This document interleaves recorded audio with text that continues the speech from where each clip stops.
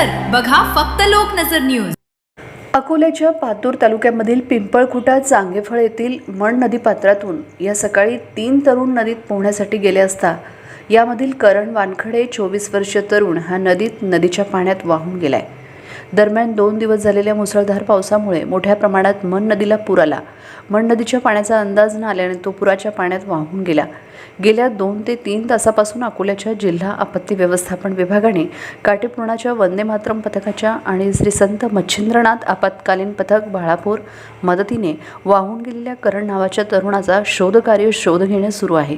नदी नाल्याच्या वरून पाणी वाहत असताना कोणीही पाण्यातून जाण्याचे धाडस करू नये असे आवाहन पातूरचे तहसीलदार डॉक्टर राहुल वानखेडे यांनी तालुक्यातील नागरिकांना केले।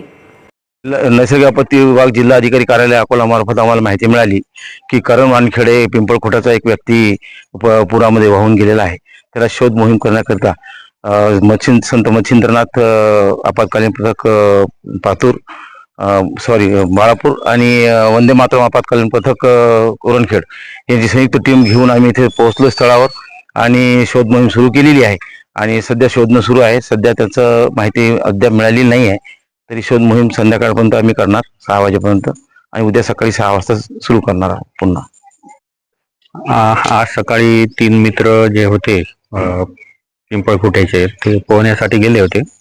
त्याच्यातला एक मित्र त्यांच्यापासून दूर गेला आणि तो नदीपात्रामध्ये वाहून गेलेला आहे।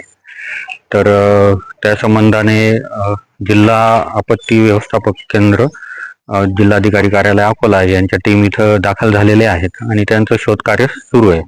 माझं सर्व तालुक्यातील जनतेला आव्हान आहे की सध्या सगळ्या नद्यांचं जे पात्र आहेत ते दुथड्या वाहत आहेत, तर कृपया आपण कोणत्या प्रकारचे धाडस करू नये किंवा पोहण्याचे वगैरे जे आहेत प्रकार ते शक्यतोवर टाळावेत।